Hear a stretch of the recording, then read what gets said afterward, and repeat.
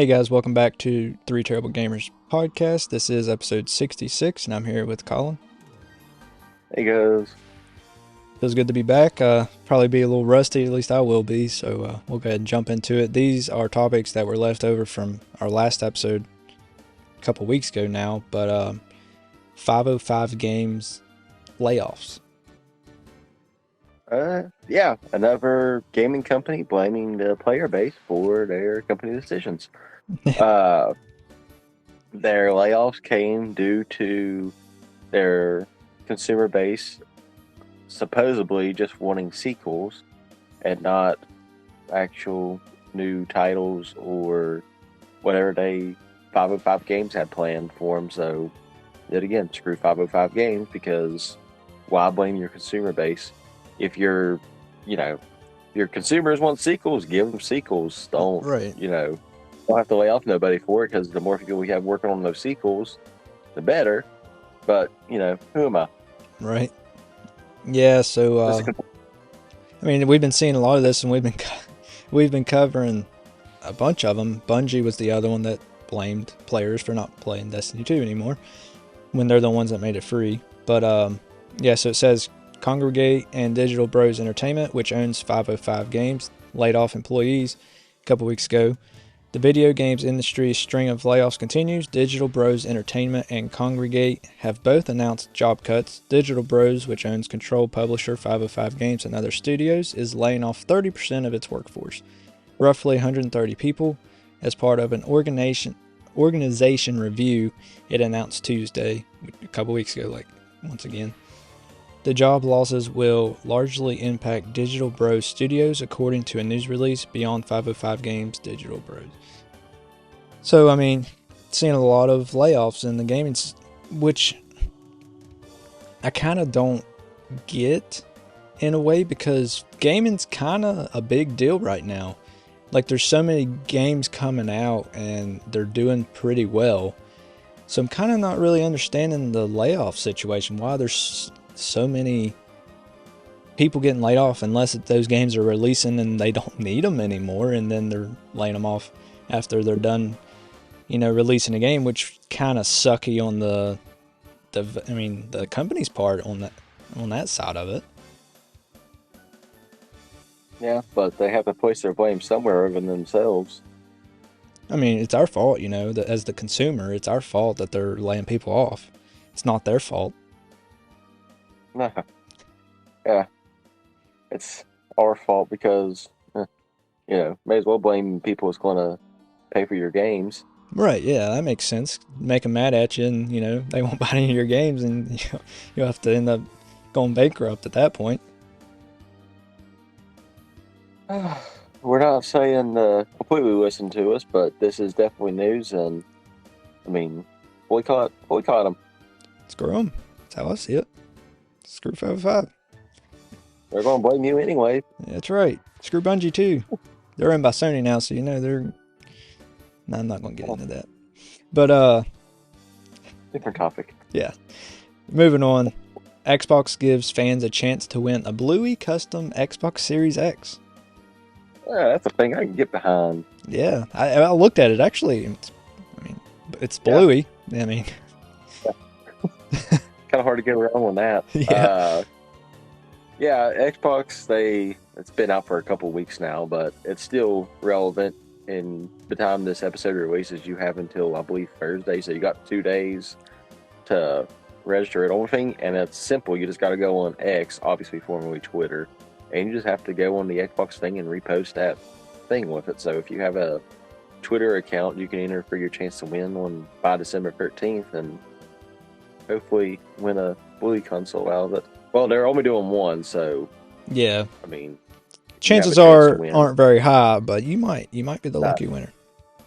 I don't have a Twitter, so I'm not planning on doing it. But so yeah, it says we're thrilled to introduce a custom Bluey themed Xbox Series X console. The Xbox Series X console's vibrant color and design exude Bluey's high energy and lovable personality. The complementary controller also features Bluey's sister, Bingo. I actually like the controller better than I do the console itself. But, what'd you say? I said I'll agree. Yeah, okay, yeah. It says, adventure awaits as you now have a chance to win this console and controller by following Xbox and retweeting the Xbox sweepstakes tweet. The action begins, it was a couple weeks ago, and wraps up on December 13th, it says. For further details, check out the official sweepstakes terms and conditions, but the fun doesn't just stop there. Starting today, like 2 weeks ago, kids and families can join in on all the fun with Bluey and her family firsthand in Bluey the video game. The highly anticipated video game is set to release on the Xbox Series X and S, Xbox One, and PC. So yeah, there's a Bluey video game as well. I looked at the trailer. I mean, it seems okay. I mean, it seems like it takes part from a couple Bluey episodes and turns them into actual gameplay. Yeah, I've seen a few gameplay, like people actually playing the game and stuff. It seems like a kid's video game. Yeah. Ain't nothing wrong for it if you got kids. I know I'm going to wind up getting it. Yeah, I thought about getting it for my son as well. But yeah, so Bluey, Xbox Series X, and Bluey the video game. I guess it would have been a good thing to have the Bluey Metacritic score, but I don't have that. Hold on. Colin's going to do it live. That's right here. Switching my phone around if you're watching live. I mean, it might be interesting to see some Bluey speedruns on Twitch or something. Yeah, see that speedrun community. Yeah.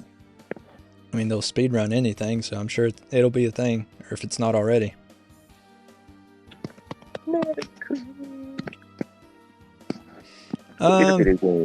My guess for the Bluey is probably like a 70. Oh, you are way off. Am I? It is a Metacritic must play. What? No, I'm joking. It's a 56. Holy crap. 6 critic reviews. How many? 6 critic reviews. Oh, I figured it'd be more than that. Okay, I mean, a 53, but you got to remember it's geared towards kids. So these critics, I'm sure, were not kids. So yeah, since you technically have to be 18 to be a critic on there. It's not verified 18, but you do have to put your birthday's 18. Right. So yeah, I mean, take it. I mean, yeah, it's probably not the best game to play if you're an adult listening to this podcast, which, I mean, most of our listeners are in the 20s or older. So it might not be for you, but if you have kids, it'll be for them. So just buy it for them, I guess. That's what I'm going to do. I mean, I looked at the trailers. It probably would. I mean, I didn't think it was anything I would be interested in, but. Yeah, but I mean, it is 4 players, and like I said, if you've got a family of 4, you can, everybody can play at the same time. Right. Yeah. I think they had like the balloon game, Keep You Uppy or whatever in it and stuff like that. Just, I don't know. Just random games throughout the series because, they have a ton of games they play on every episode, so. From what, to me, how it looked visually was kind of going back to like the Rugrats game on the GameCube. So I actually enjoyed that, but I was also like 5 or 6 when I played it, so. Yeah. If I played it now, I don't know if I'd like it or not. I remember you saying you didn't actually like it that much. I didn't as a kid, but I've always liked the same type of video games. Yeah. So for me, that just was never in my thing of video games I like playing, like style play. Right. All right. So the next topic, we've mentioned it before as being a rumor, but it has been officially revealed and gave it a release date. So The Last of Us 2 Remastered release date. Yeah, it's Last of Us 2, but why? It's not even been out for a complete 4 years by the time it's getting remastered. But the official date, which is the topic point, is January 19th of 2024 is when the release date is going to be for the remastered version. I understand that the PS5 wasn't quite out yet whenever it got released, and I understand that's probably why they're going for it, but at the same time, it's not like too far out graphically. Does it really need a remaster? Just port it over. That's what I'm saying. I think, I mean, there's not been any mention of a PC report yet, but they're probably remastering it to get the graphics up to standard on PC.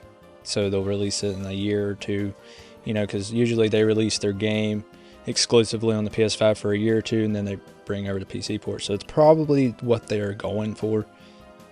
But like I said, there's no actual official mention of a PC version yet.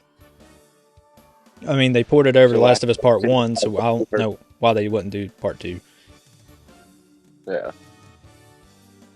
I mean, I think their end game on this is to potentially get enough money and funding ready for Last of Us 3 in the future. Yeah. I mean, they're good games. I mean, I played a ton of The Last of Us Part 1 on PC, on Steam, and it's really fun. You know, watch the TV series and stuff. They're good games. They'll sell well.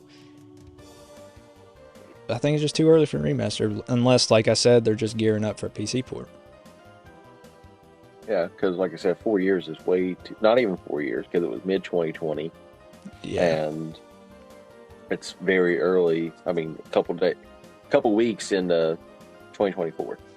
Well, I mean, they done that. I mean, Horizon Zero Dawn, they said they was going to remaster it. It's not that old either. I mean, it's older than Last of Us Part 2, but it's not that old either. And there was rumors, I don't know, we covered it several months ago, that there was a remastered of it leaked. So, yeah. I don't know what Sony's really doing with their remasters. They should be remastering older games, like the older, like God of Wars or something. Yeah. I mean, but this, like I said, this one's not a leak. It's a true. It's a fact. Happen. There ain't no chances it is going to happen. Yeah. On January 19th. Yep. So yeah, I'll go ahead and read the article. Shortly after a leak confirmed its existence, Naughty Dog officially revealed The Last of Us Part 2 Remastered for PS5, confirming the release date as well, January 19th, as Colin said. Notably, those who already own The Last of Us Part 2 on PS4 will be able to upgrade to a digital version of The Last of Us Part 2 Remastered on PS5 for $10 US. Save files will also be able to be imported into Part 2 Remastered. However, Naughty Dog clarified that upgrades for disc copies of the PS4 version are only available if you have a PS5 with a disc drive. Owners of PS4 disc copies must insert them into the PS5 every time they want to download or play the PS5 digital version. Naughty Dog's blog post explains there's no mention of a PC version of the remaster at this time. I mean, they're making sure you don't, you know, skip out on or whatever. They're making sure you have the disc in if you have the physical version. Even if you buy the digital version of the PS5 version, you have to have the disc version of the PS4 version. That's going to confuse the crap out of people. It's Sony. I mean, it's just Sony. You don't want to do backwards compatible. We'll go first. I don't get it, Sony. Like, why do you have to make this so complicated? There's simpler ways to do this. Get Last of Us 2 remastered for the PlayStation Portal. Yeah. Sony, man. I mean, you make good games, but man, you are so weird. I don't get it. So yeah, if you get the PS5 digital version of Remastered and you only want to get it for $10 and you want to play it, you have to use your PS4 disc in your PS5, even though PS4 discs aren't backward compatible on PS5s. This one will be, to make sure that they know you purchased it.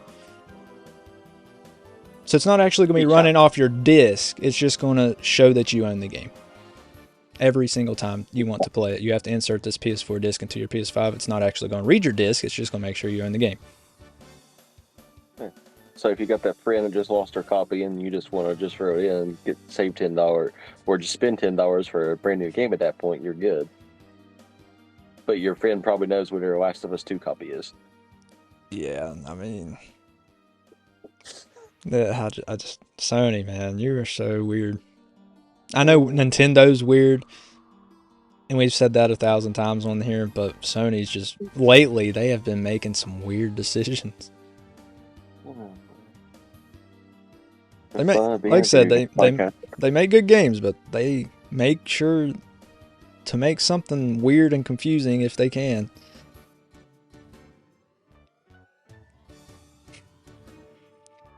All right, moving on. Crash Team Rumble is adding in another iconic character. Yeah. Thank you for your help the other day, Ashton, since I managed to lose this topic somewhere in the thing of it. No problem. But I really found out right when you texted me who it was. Like I said, I could not find it. And like I said, these things, and Ashton said at the beginning of his podcast, these things are a couple of weeks old because they're still all relevant. Yeah. They've been buried by other news since then. Yeah. But they've been buried, since we chose them a couple of weeks ago. And so Crash Team Rumble, which is their version of Smash Brothers, is a Spyro's coming. Out of all the people to do it, they're finally getting their crossover in the past 20 years. Yeah. And he is coming on December 7th. So, wait, did I just have my dates backwards for October? December 13th for the Bluey thing. And yeah. I said that was next week. So it would be the week after next for the Bluey thing. Bluey thing. And then time of recording, this is 5 days from now. Yeah. So what do we... No, this would be 2 days from the time it releases. So I got Bluey mixed up with this one. Right. Yep. So my bad on that one, guys. But yeah, so December 7th, I think season 3 of Crash Team Rumble starts, and that's when Spyro is going to be released with this one. Yep. The character. Yep. So it says, according to a recent announcement, beloved PlayStation icon Spyro the Dragon is joining the playable roster in Crash Team Rumble. Crash Team Rumble Season 3 will reunite Crash Bandicoot and Spyro the Dragon, two iconic PlayStation mascots, when it launches on December 7th. The game is an online 4v4 multiplayer platformer where players collect Wumpa Fruit and use special abilities. Fans are excited about the team-up and have noticed the presence of other characters and references from the Spyro franchise in Season 3 artwork. So that's a good thing. Obviously, Crash and Spyro carried PlayStation back in the day. I mean, they had a lot of good games on the PlayStation 1. I'm not going to say they completely carried them, but they were the two obviously famous mascots for the PlayStation 1. Not theirs anymore. Huh? Not anymore. Nope, now they're Xboxes, technically.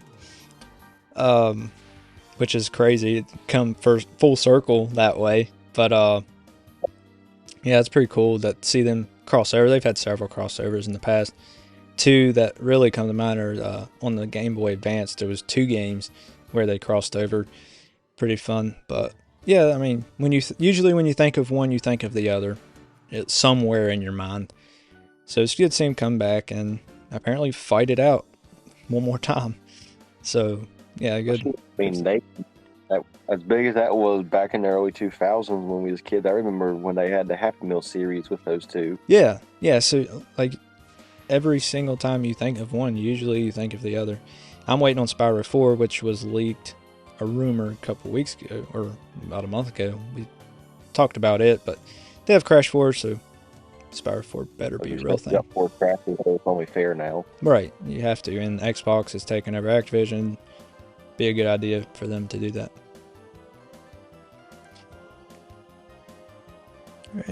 Alright, we are finally on this week's topics.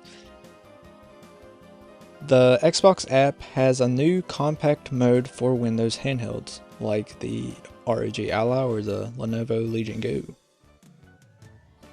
Yeah, the new compact mode, in air quotes, that makes the Xbox PC app a little bit easier to use in handheld gaming PCs, is available now for download.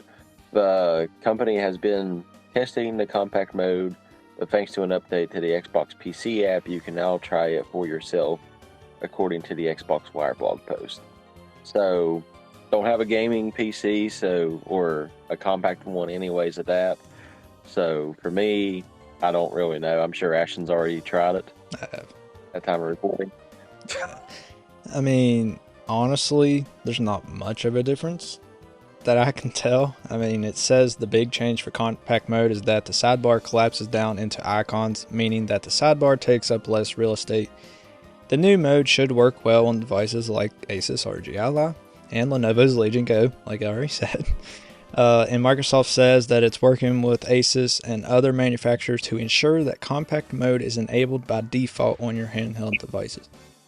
So, like I said, there is a slight difference, but it's nothing mind-blowing, or it's going to make your everything so much easier. It's still Windows on a handheld, so it's not much difference. I mean, I'm happy that Microsoft and Xbox is acknowledging that these handhelds are actually a thing. What I'm waiting on is an actual Windows handheld mode, like not just the Xbox app, but the entire Windows operating system to be friendly with a handheld. That way you don't have to use a mouse, because these machines have built-in mouse key mapping, like on the ROG Ally, the right stick can be used as a mouse if you want it to be. So that does help, but if they make an actual Microsoft Windows handheld mode, that won't be necessary. If that way you can just use the left stick or whatever to navigate instead of have to use the mouse. So maybe in the future they'll do something like that. Hopefully, since they're actually acknowledging that these things are a thing and making the Xbox app a little easier to work with. Yeah. Alright, we will move on. GTA Trilogy coming to Netflix, but not in the way that you think it will. Yeah, I hope I got the way. I don't think it will, but Netflix is bringing the trio to mobile Grand Theft Auto games to the users to launch. I got this off the website. Don't even remember what website it was. I usually just paraphrase everything, but it was just simpler to do everything this way this time. So don't get me for plagiarism. I put the sources of my stuff in there anyway, so good. Games to the users with the launch of the Grand Theft Auto Trilogy Definitive Edition on December 14th. A free game the game will arrive as Netflix looks to boost its slow-growing video game business, while hype grows for the next GTA installment, Grand Theft Auto 6, as we covered before on the podcast with the leaks and everything, which I think the trailer is supposed to come out here in the next week or so. The 5th, I think? 5th or 6th? 6th?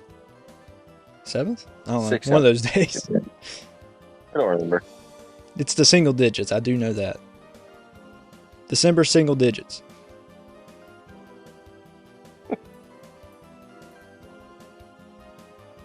But yeah, so for the fact that Netflix is getting the game, I mean, I'm sure they paid Rockstar a crap ton of money to get the rights to it for free on their platform for their thing, which I knew they had a gaming thing, but they've mainly just been doing like little tiny games here and there. They haven't done any major titles yet. Right. So, I mean, that's good. If you have the Netflix gaming, I still don't even know how to get it or how it works. And well, if you have Netflix, you're automatically enrolled. You just have to download the game to your device.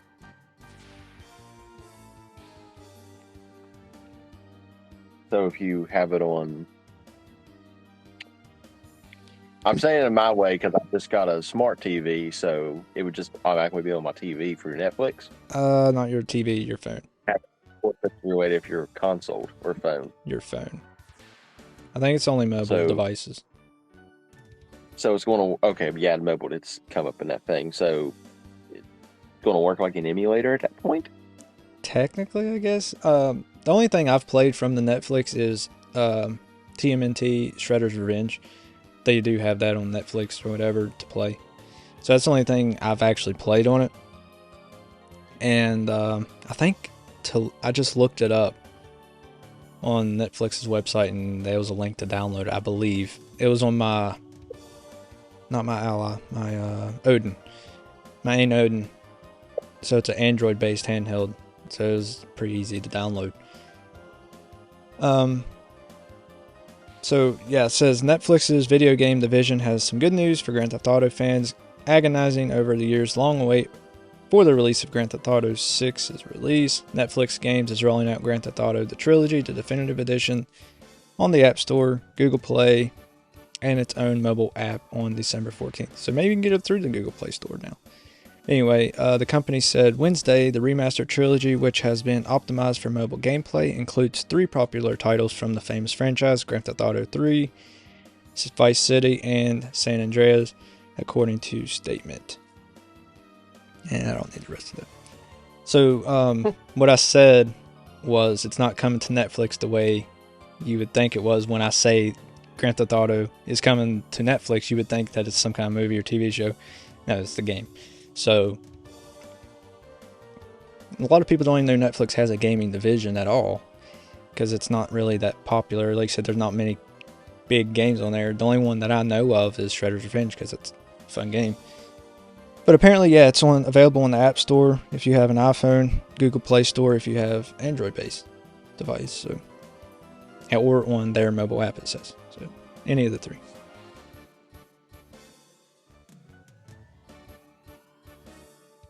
So there's a chance to get it for free, because it's still. Yeah, if you have Netflix, then you can. Oh, it's probably full price, I would say. I was literally just at Walmart before I got on here, so I believe it was still priced at $50 there. Yeah. All right, Xbox CFO discusses Microsoft's strategy for the future of gaming, I guess. Yeah, it's definitely a weird take on, which I know the world's evolving in the sense of it, but it's still just a weird take on it, because Microsoft's strategy is to be as simple as possible, and it seems like they're probably going to be the next big company that starts laying off employees, because they're going to start using AI for ideas. Yeah, that's basically what I got out of it. They're going to rely heavily on AI. So like games that are similar to each other, like the Forza games, they're going to use AI to fill in the gaps so they don't have to do as much work. So, yeah. Yeah, like I said, I just predict they're going to have potential huge layoffs in the future. As long as they don't blame their consumer base, I mean, it's still not okay, but... That's just how the world is.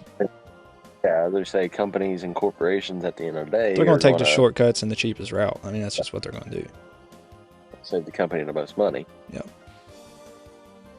I mean, it'd be nice if they could move the devs to another place, another game, or whatever, another studio, because they got a ton of studios now. They've bought a lot over the years, so maybe they could move them to them or something. Yeah, I mean, really, that would kind of go downhill, because a lot of their good, especially now since they got Activision Blizzard, a lot of their good selling games are going to be repeat games. You got your, Forza has 2 separate series. You got the Motorsport and you got Horizon. Yeah. So you got those titles, and then your Halos, Call of Duties. Yeah, that's gonna suck, but I know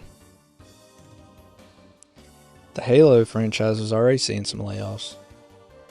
Whoever makes Halo now, I can't remember what studio exactly it is inside Microsoft. Yeah. I knew it was a number because we said 505. I was going to say 505, but that's not right. We just talked about them.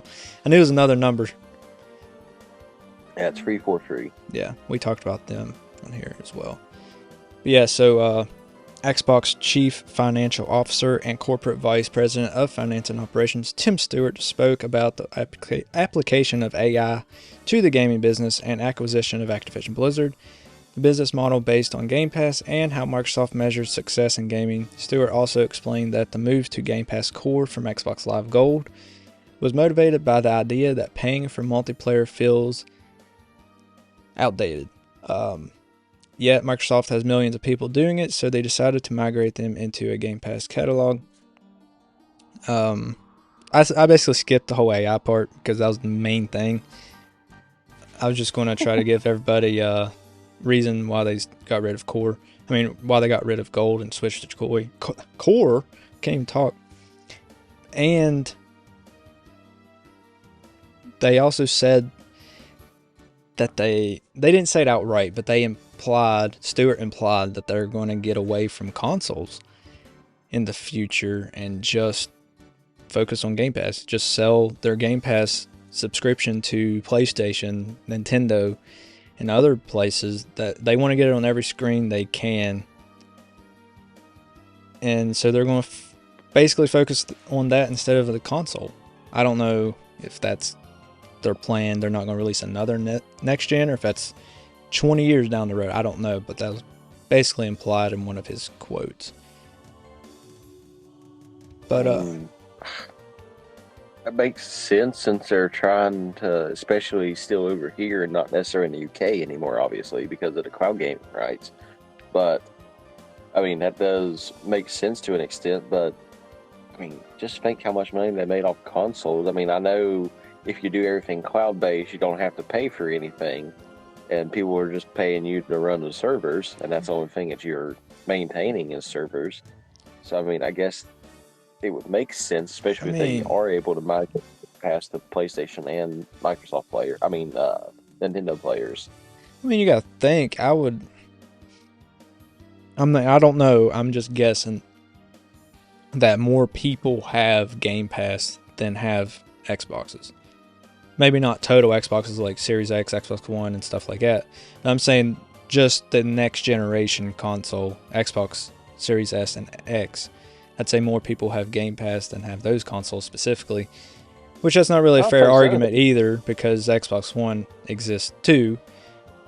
But I'm just saying, like, I don't even play my Xbox anymore because I have a PC. I can play Game Pass on PC. And other people do that as well. And you don't even need a PC for Game Pass. You can get cloud gaming. You do it on your TV. You can do it on your phone. You can do it on any device, really. So you don't really need an Xbox anymore to play Xbox games. And I think that's what they're going for. Yeah. They save money by making consoles. You are getting their return on it. But yet again, like you said, not many people have bought the Series X or S. No. I mean, I still don't have one, and I might buy one eventually for collector's reasons when they're cheap and several years down the road, but I don't need it. I can play it on my phone, I can play it on my iPad, I can play it on my PC, whatever. Because it's available on almost every device. Yeah. Only thing that sucks about playing on TV is what it always says beta the whole time, even though it's not a beta, it's a true thing. Yeah.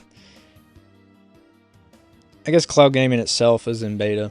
It's always been in beta since they released it. It's still in beta, but that's just a cloud gaming side. If you download it to your console or your PC, obviously it gets rid of it because you're not on the cloud gaming part anymore. Yeah. But yeah, so I can see it coming sooner than later that they're not going to release consoles anymore, because obviously they're sticking with Game Pass. They're not going to get rid of it. If it comes between consoles or Game Pass going, it's going to be the consoles that are going to go away. Because, I mean, to be realistic, the only generation of Xbox that's been crazy successful is the 360 era. Every other one hasn't. Yeah, they've sold enough to keep going, but the PlayStation 4, PlayStation 5 so far has outsold the past two generations. So I don't know, they might just get rid of it altogether if they're, because Japan, Sony and Nintendo are Japan-based companies, so Japan is a big gaming market, so they definitely sell more than the Xbox, obviously, because it's not from there. So that makes a big difference where your console's based out of. And yeah, so I just see Xbox going away from it sometime in the future. Obviously, the article says it in black and white, but well, it didn't come out and say it, but that was basically what he was referring to. And people have thought about it for years, since Game Pass became big. And for a business standpoint, it kind of makes sense, too. Yeah, how many $15 a month subscription can I sell, especially on different consoles, opposed to I mean, as many games just are on there, and with them buying Activision, it's a good deal because there's going to be a nice chunk of good games coming from Activision, and then there's just going to be more and more from other companies as well, like EA. I mean, they kind of suck, but they do have some good games here and there. Capcom has some on there. There's just a bunch of companies that have some on there. Yeah, Telltale with all the Walking Dead series games, and I mean, I know Telltale does different parodies and stories based on Minecraft and like Borderlands too. Right, yeah. Became the game. I haven't seen them on Game Pass yet, but like I said, I know that brand of that company is on there. Right, yeah. Yeah, so we'll just have to wait and see. But that is all the time we have, guys. We appreciate you for listening or watching, and it feels good to be back. A little rusty. I couldn't talk worth anything, but it's all right. We got it. Make sure to join our Discord, or follow us on Twitter, subscribe to us on YouTube. We have Facebook, Instagram, TikTok. Anything else? Twitch. Watch us live on Twitch and YouTube. You can listen to us on whatever podcast platform out there. We're on all of them. Yeah, other than that, we'll catch you guys in the next episode.